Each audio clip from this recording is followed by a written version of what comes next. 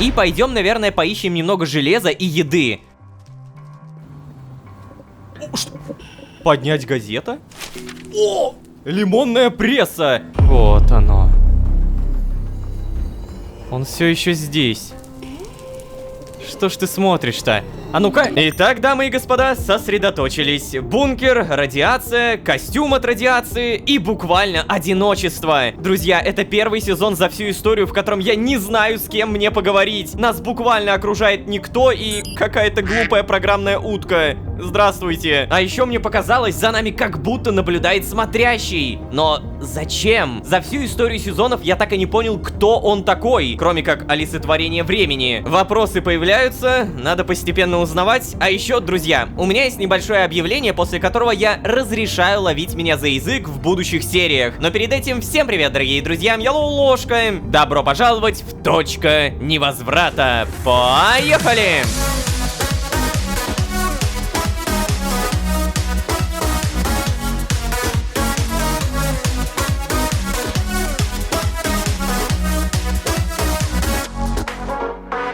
И снова всем привет, дорогие друзья, я Ложка. Добро пожаловать в Точку невозврата, сезон, в котором мы в одиночестве. Да, друзья, это первый раз, когда я одновременно не знаю, где нахожусь, что, черт возьми, происходит, а самое главное, мне некому задать эти вопросы. Единственный, с кем я могу поговорить, это тупая запрограммированная утка. Утка, которая следит за бункером. Кстати, о бункере. Давайте я тезисно расскажу, что известно на данный момент. Первое, мы в неком городе. Второе, в городе царит что-то типа многоуровневой радиации. Возможно, это и есть радиация, пока непонятно. Третье, мы оказались в неизвестном бесхозном бункере. Здесь никого нет, но при этом висят костюмы, зарядив которые можно на время выйти в город. И, наконец, четвертое, за нами следит смотрящий. Нет, я не псих, ребят, правда. Мы видели его буквально на несколько секунд в программе. Со всей этой информацией все, что я успел сделать, это несколько раз умереть, поломать руки, ноги, еле-еле нафармить ресурсы в городе и создать медицинский модуль для бункера. И вот на этом моменте хочу сделать объявление. Друзья, впервые за более чем 2 года это будет первый сезон, где я железно перестану игнорировать геймплейные механики, которые создают для меня разработчики. Да, меня настоятельно предупредили, что это первый сезон, где мое игнорирование может привести к тому, что я нормально, практически никак не смогу двигаться по сюжету. Давайте честно, первая серия была очень показательной. Если бы я не сделал медицинский модуль, то неизвестно, как выживать. Также неизвестно, что делать дальше с едой, потому что рано или поздно вот эти консервированные супы закончатся. Так, на всякий случай поедим. Спасибо. Потом, наверное, еще немножко поедим. Благодарю. И у меня остается всего лишь 6 супов. Да, не густо. Короче, мне сказали, что медицинский модуль работает по принципу зайти и выйти. Вот смотрите, прямо сейчас у меня замедление 2 уровня, утомление 1 уровня. Мы бежим в медицинский модуль, который... Кстати, подожди, куда бежать-то? А, вот он, все, я понял. Недалеко от входа, получается. Мы в него заходим.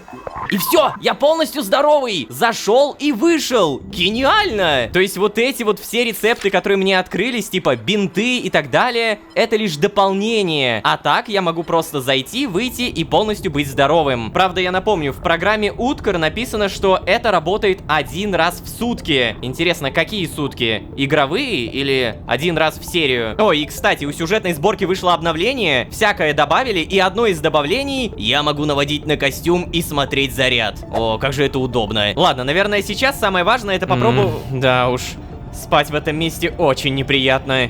Гудение оборудования, мигание экранов. Надо будет, наверное, во всем этом разобраться. А то есть ощущение, что никакие комплектовщики ко мне уже не приедут. И если это ощущение меня не обманывает, то... Черт. При поломке какой-то системы чинить-то все придется самому. Боюсь себе представить, что будет, если система очистки воздуха выйдет из строя. А если внезапно вырубится электричество? Или заискрит проводка и начнется пожар? О, нет. Я же абсолютно ничего не знаю, как здесь устроено. Вот вроде в каких только ситуациях мне не приходилось выживать, но в такой-то я, кажется, впервые.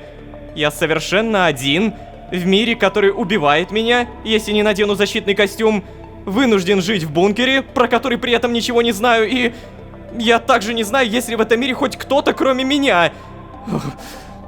Так, ладно. Ложка, спокойно. Просто успокойся. Ты не из таких передряг выбирался, правда? Значит, и из этой выберешься? Даже если ты здесь совершенно один. Ты умный, ты крутой. Да, точно. Я умный и крутой. Надо, наверное, получше заняться бункером. Кто знает, сколько мне здесь еще сидеть. Задание улучшения жилищных условий. Ох, нифига. Блин, ребят, это, наверное, первый раз, когда я понимаю страх Лолошки. Потому что я осознаю, что по факту, если сейчас ничего не предпринимать, то чем меня заверили разработчики, я ведь действительно столкнусь с трудностями. Рано или поздно еда закончится, а электричество, которое заряжает мне костюм, оно же, ну, явно не из какой-то жопы берется, правда? Так, ладно, проверим задание. Кто-нибудь меня слышит? Найти кого-то живого, это мы помним. Улучшение жилищных условий. Узнать, как строится тепличный модуль. Тепличный модуль? Так, подожди, а что такое тепличный модуль? Это типа для еды? Далее построить тепличный модуль. Пока что единственное безопасное место, что я нашел, это бункер Уткар. Мне стоит разобраться в его устройстве, чтобы понимать, что делать в случае непредвиденных ситуаций. То есть неработающие костюмы означают, что и наш может поломаться, правда? Так, все, ладно, я не буду забивать какими-то плохими мыслями свою голову. Надо понять еще раз, что? Как строится тепличный модуль. Здравствуйте, мистер Уткар. Видите, 1. Построить новую комнату. Что вы хотите сделать? Ну, выбор у меня небольшой, построить комнату. Так, здесь у нас появляется, видите, метеомодуль, вот, тепличный модуль. Давай. И здравствуйте. Так, высокотехнологичная система гидропоники, позволяющая выращивать большинство видов культур. Самостоятельно. Спасибо. Расходует много воды и электроэнергии. Семена, удобрения, а также весь пол в земле в комплект не входят и приобретаются отдельно. Ладно. Смотри, мне теперь пишет, что у меня уже есть, а чего не хватает. Мне не хватает одной кислородной трубы. Далее мне нужно какое-то удобрение, стекло. Ну, кстати, это все очень даже легко. У меня все это уже было, ну, кроме почвы. Наверное, самое тяжелое здесь это 750 камешков. В этот раз у меня в целом нет никаких проблем с... Ой, что? Задание обновлено в плане? Узнать, как строится, мы узнали. Так, ладно. И что же мне в итоге? Просто пойти и добывать или как? Я-то в целом могу, но, правда... Вот, смотрите, у меня земля. Как сделать... Так... Наверное, пора немного подкрепиться. Запасы еды у меня, правда, не бесконечные. Надо бы точно пополнить. Возможно, когда-нибудь я смогу выращивать еду где-то здесь сам, но пока что... Пока что я вынужден жить как падальщик и подбирать остатки былой цивилизации. Ну да, кстати, вот о еде я уже говорил. Капец, а как быстро все заканчивается. Так, еще один супчик. Окей, еще один супчик.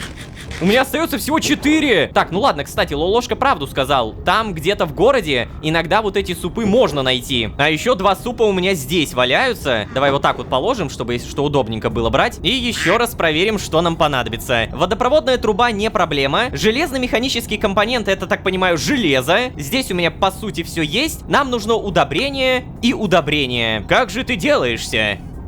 По сути, тоже из удобрения, да? А это просто костная мука и... О, господи, что это? Деревянный силос? Это просто доски. Фух, слава богу, это несложно. Делаем деревянный силос. Спасибо. О, мне за крафт дали синие штучки. Ну, здесь они зеленые, но по сути они синие. Спасибо. Короче, как мы поступим? Берем каменную кирку, берем вообще все инструменты, которые можно. Далее убираем все ненужные предметы, надеваем костюмчик. И пойдем, наверное, поищем немного железа и еды. Нам это явно сейчас пригодится. О, черт, долбаная ночь. Так, скажите мне, пожалуйста, а вещи, они как бы обновляются, или мне нужно все-таки ходить по тем местам, где меня не было? Так, шерсть, это возьмем. Еще шерсть, спасибо. Ну и, собственно, да, попытка не пытка. Будем пытаться найти что-то интересное. Так, кстати, а когда у нас восход солнца? По-моему, примерно через минуту. Это радует, спасибо. Так, я понял. Тут уже второй уровень радиации. Поднять газета? О, ни хрена себе! Это что такое? Лимонная пресса. Не верьте рекламам, в случае глобальной войны вас не спасет никакой бункер. Мы должны сосредоточиться на том, чтобы война между людьми и эльфами не Что? Чтобы война между людьми и эльфами не случилась? А не в том, что делать, если она произойдет. заявил дипломатический представитель людей на совещании совета Летго. Берри Кредшоу в очередной раз взяла премию лучшей писательницы по версии журнала Ньюпорк Таймс. Прогноз погоды... Ля, обалдеть! Это что такое? Приглашаем на работу. В сеть чистокровных гостиниц приглашаются люди и орки на позицию охраны. Ага, то есть мы все-таки попали в мир, где существует орки, эльфы и люди. Подожди, мы что, попали в другой архей? Блин, ладно, вот, ребят, я сейчас не хочу строить никакие теории. Мне просто резко бахнули кучу информации в голову. И это невероятно, как много здесь можно прочитать. Нужны охранники, частные водители, сотрудники ресепшн, оплачиваемая стажировка, двукратное питание, полный социальный пакет. Для трудоустройства необходимы документы и анализ крови. Оркам обращаться в орочью гостиницу «Изумруд». Людям в человеческую гостиницу «Розовый кварц». Слушайте, у меня на самом деле сейчас мурашки идут, вот правда. Мурашки от того, как нам круто начали рассказывать вот эту локальную лорную составляющую этого мира. Читайте также изменения в законодательстве, как это отразится на орках и чего ждать людям. Смешанные автобусы, невообразимое будущее или же реальность. Ученые... Глакимора. Вот я еле-еле читаю Глакимор. Слово Глакимор, по-моему, до этого в сезонах не встречалось. Я не знаю, что такое Глакимор. Артига обыкновенная, не опасна для детей эльфов. 5 способов сменить тон кожи с медного на терракотовый. Пособие для модных гнолов. О, гнолы! Так, слушайте, у меня ощущение, что мы попали в нечто параллельное. Параллельный архей. Вот что я имею в виду. Хочу просто сказать, что если вы не смотрели «Сердце вселенной», это предыдущий сезон, то там я весь сезон провел в родном мире Лолошки. Мире под названием Архей. Там были и эльфы, и гнолы, и орки, и люди. Вот только знаете, что очень важно? Эльфов там истребили. Там не было эльфов. Хотя с другой стороны... А вдруг мы ушли...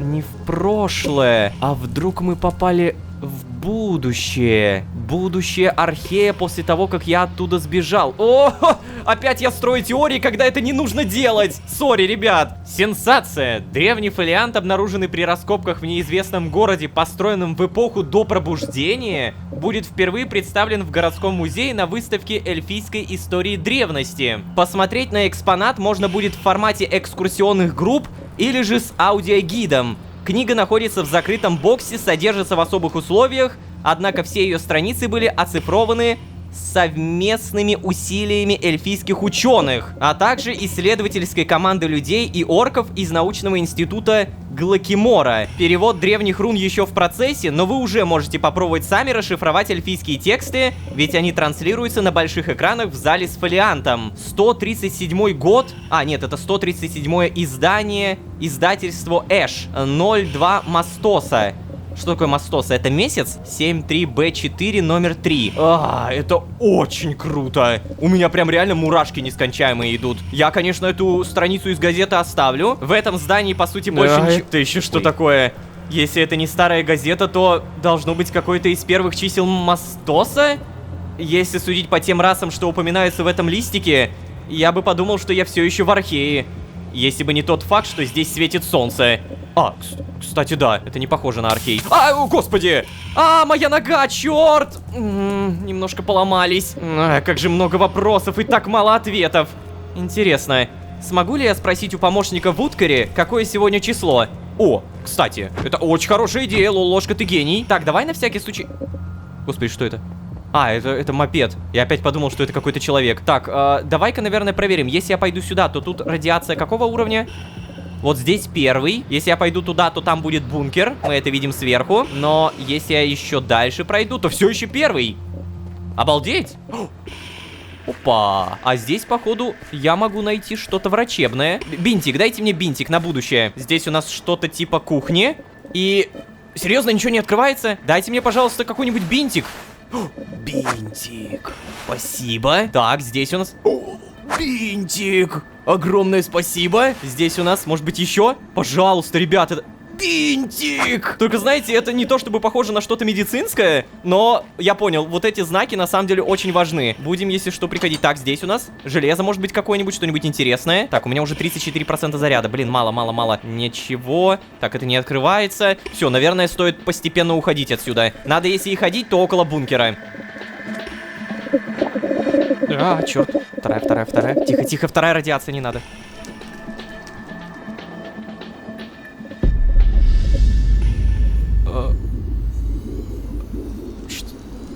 Нет. Я не псих, да? Это... Смотрящий? Стоп, у меня там второй уровень радиации! Смотри, подожди, стой там! Пожалуйста, стой там! Сейчас. Я же могу, если что, до него докоснуться, да? Я же могу к нему подойти. О, черт!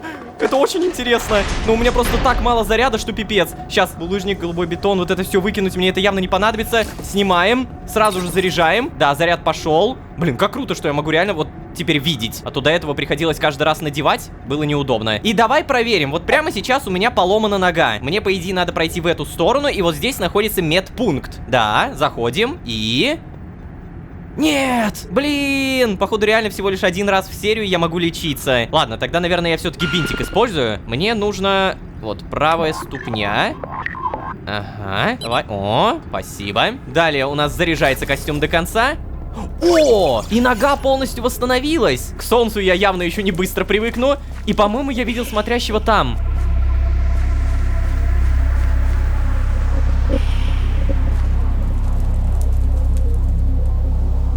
Вот оно. Он все еще здесь. Что ж ты смотришь-то? А ну-ка, иди сюда. Черт, вон он. Стой, второй уровень радиации. Черт. Стой, пожалуйста, не надо. А, черт, если я продолжу, есть шанс, что заряда костюма не хватит на дорогу назад. Но я не хочу упустить старину смотрящего. Черт.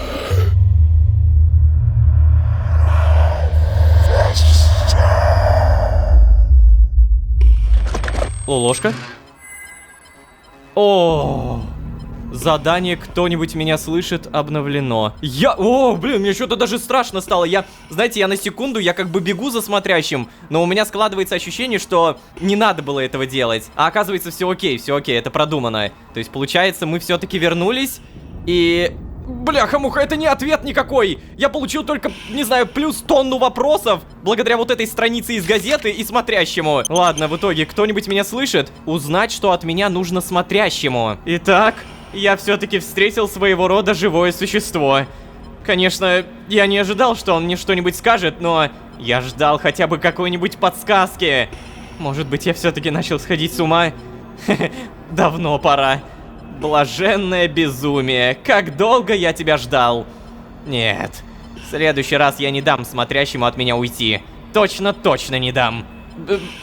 Каким образом? Как? Ты буквально не можешь ничего... Смотрящий. Первый, кого я здесь встретил. Что ж, наверное, я не должен быть удивлен, учитывая обстоятельства моего попадания сюда. Но что означает его появление здесь и, самое главное, сейчас?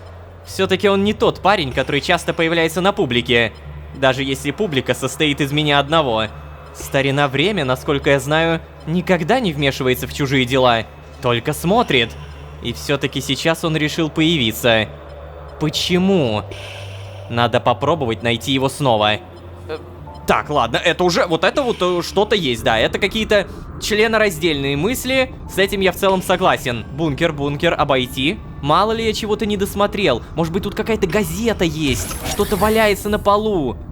На всякий случай.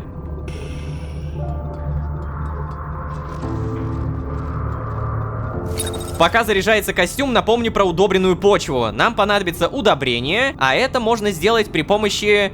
костной муки. Ну кстати, самый простой способ получить костную муку, если не кости, это, наверное, компост. Вот, нам нужно всего лишь плита. Создаем, объединяем. Спасибо. О, у меня уже 40 шариков, благодарю. И, скорее всего, компостницу надо будет поставить где-то там, но перед этим костюм надеваем и пойдем. Я еще раз хочу туда сбегать. По-моему, надо направо, да? О, господи. Так, сразу, не теряем.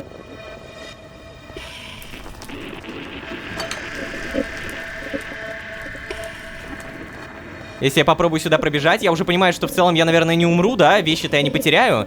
И вот просто бежим. Давай, долбаная... Выносливость. Вот здесь, я помню. Тут трава должна быть. Никого. Начинаю сомневаться, что мне не привиделось. Что? Все? Да, черт возьми, это не так много информации. Но, по крайней мере, то, что Лолошка об этом что-то сказал, это прикольно. Первый уровень радиации, все, живем. Пока что мне нравится, что Лолошка дает комментарий на мой геймплей. Так, ладно, бункер. Это получается вот туда, 12%. Я не нашел, кстати, ни капли железа. Это, наверное, большая моя ошибка. Надо было. Пойду все-таки спрошу у Уткара, что у нас по дате. Я, по идее, могу, да? Так, здравствуйте, мистер Уткар. Скажи мне, пожалуйста, какой сегодня день? 2 Мастоса по общему календарю. Что вы хотите сделать? 2 Мастоса по общему календарю. Мне дает это что-то? Подожди, а тут-то что было написано? 2 Мастоса? Подожди, то есть эта газета сегодня была написана? У меня появляются еще больше вопросов. Что? То есть... Вы хотите сказать, что этот апокалипсис произошел сегодня? А, нет, не-не-не-не, бред. Какой сегодня? Дни-то идут. Скорее всего, у него залагала дата. Типа, у него всегда 2 Мастоса. Блин, ну хотя это тоже ничего не объясняет. Пока что у меня, вот знаете, вопросы-то появляются, но ответы не даются. Непонятно. Наверное, это тот самый момент, когда я бы хотел, чтобы Лолошка это прокомментировал, но он ничего не комментирует. Так, и я могу в итоге построить новую комнату, да? Мне надо... Что? Тепличный модуль, я помню. Давай построить тепличный модуль. И нам в любом случае нужна удобренная почва. А еще напомню про костную муку. Ставим компостницу куда-нибудь сюда. Что? А, здесь прямо у бункера не могу. Наверное, вот тут могу, да? Да, супер. Теперь земля запихивается. И земля не работает в качестве компоста. Ну да, это логично. Наверное, грибочки. Вот. Блин, подожди, а сколько мне так костной муки надо сделать? Как будто если я буду делать это с помощью компостницы, то я быстрее состарюсь. Нет? Ну вот, костная мука первая есть. Спасибо. Только у меня, как обычно, нет места. Было бы невероятно круто делать удобрения при помощи мясорубки. Тут понадобится гнилая плоть. Но гнилая плоть — это, увы, не то, что у меня здесь есть в мире. Все, что мне доступно, это куча растений. И подожди, если у нас растет трава, я же, по идее, могу сделать ножницы, и тогда я добуду много-много этого компоста. Короче, я понял, все сводится к железу. Мне нужно просто много железа, капец. Везде гниль. Консервированный суп, спасибо. Наверное, стоит сразу это все скушать. Хорошая сытость — залог хорошего бега. Майнкрафт, пожалуйста, дай мне все необходимые ресурсы. Прошу тебя.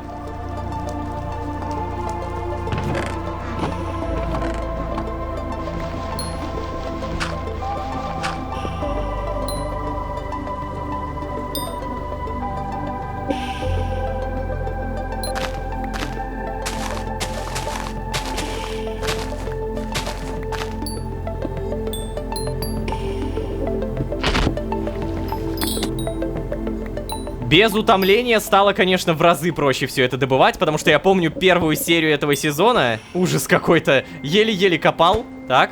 Вот так вот, а. Ай, опять немного ногу поломал. Это обидно, но ничего. 263 опыта. Обалдеть, как же быстро я прокачиваюсь. Давай-ка, наверное, на будущее, чтобы я получил много опыта, мы еще за переплавку получим. Ставим печку. Далее добавляем уголь. И пусть медь у нас создается всеми способами.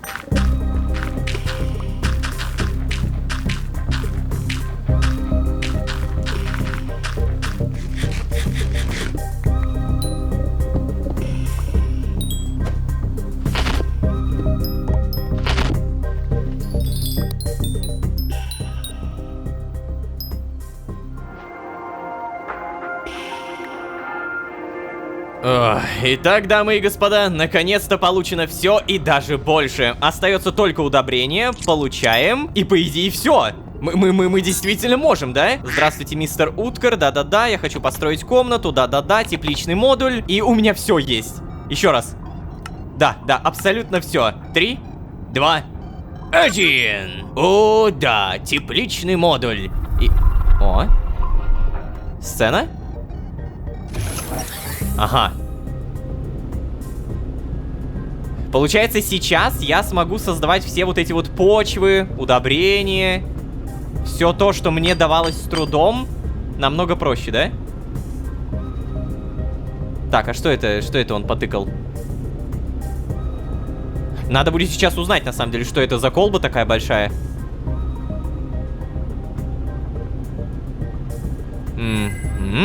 Задание улучшения жилищных условий выполнено. Подожди, что? И это все? Реально только вот эта штуковина? Подожди, а что это такое? Мне бы понять, что это реально. Тут 4000 воды, я так понимаю, то, что она какая-то бесконечная, да? Далее энергия, она, видимо, тоже бесконечная. И...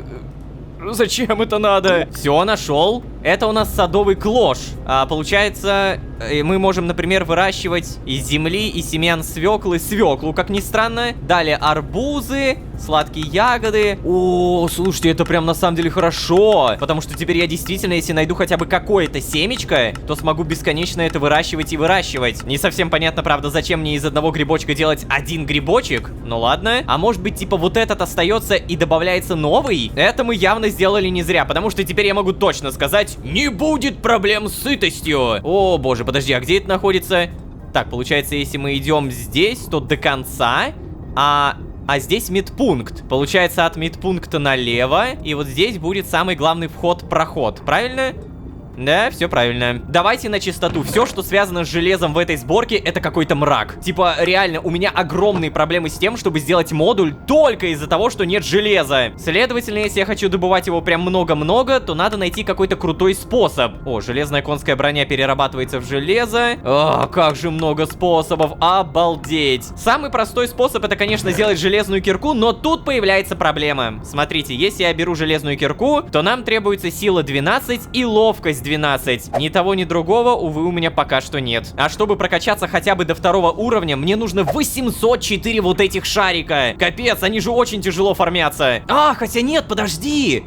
У меня идея, ребят. Берем костюм, надеваем костюм, выбегаем из дома. Сейчас у меня будет вообще топчик идея. Как я раньше не догадался? У меня в шахте накопилось много-много булыжника. Я его сейчас могу забрать. Здравствуйте. Я просто беру и из этого создаю булыжниковую плиту. Далее выкидываем, снова берем, выкидываем. Берем, выкидываем. О, вы слышите эти звуки? 333 шарика! Я нашел офигительный способ добывать много-много шариков. Почему я сразу до этого не догадался? Я прям потрачу весь булыжник, который мы накопали, и по итогу 826. Очевидно, что это не предел, потому что здесь есть еще немного булыжника. Мы снова перерабатываем. Но подожди, булыжниковую плиту можно переделать еще, да? О, ребята! 1050! Знаете, у меня ощущение, что я прокачаться могу прямо сейчас. Допустим, я хочу себе ловкость. Повышение уровня улучшает навыки обращения с инструментами и оружием. Не, подожди, а сила? Повышение уровня увеличивает физический урон и скорость добычи инструментами. Вот, повышение уровня.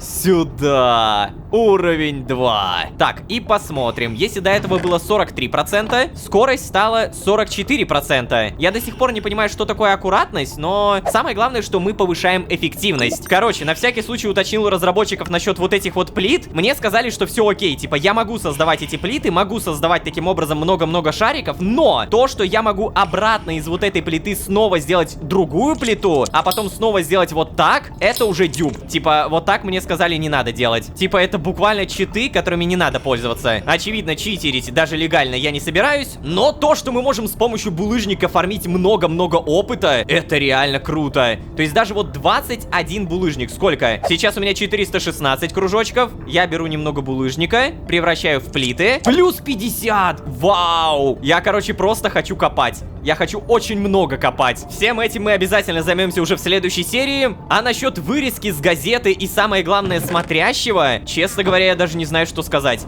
Ребят, вот вам еще раз газета. Вы можете ее перечитать. Если вы видите какие-то ответы, если вы что-то понимаете, пожалуйста, напишите. У меня реально складывается ощущение, что я прибежал абсолютно в тот же мир, но в другой таймлайн. Но при этом какой таймлайн? Короче, ладно, теории пока не будем. Это уже, скажем так, на вашей совести. Спасибо большое, ребят, за просмотр. Надеюсь, то, что вам нравится, что вы смотрите, это лишь самое начало сезона. Пока что можно гадать, рыскать любую информацию, но что самое главное нужно сделать, не забыть, пожалуйста, подписаться. Ребят, на самом деле ваша подписка, особенно в начале сезона, это самое лучшее, что придумало человечество. Пожалуйста, не проигнорируйте эту просьбу. Я понимаю, насколько легко это упустить, я понимаю, насколько лень, но даже если вы смотрите это видео через 2 дня, через 10 дней, через год и слышите эту фразу, не упустите ее. Ну, пожалуйста, подпишитесь. Во времена замедления Ютуба это лучшая поддержка. Честно. Ну, а если вы здесь впервые, то можете еще и позвать друзей. А с вами были Лолошка, Непонятная газета и новый сезон под названием «Точка невозврата». Всем удачи, всем пока. Пока-пока-пока. Пока.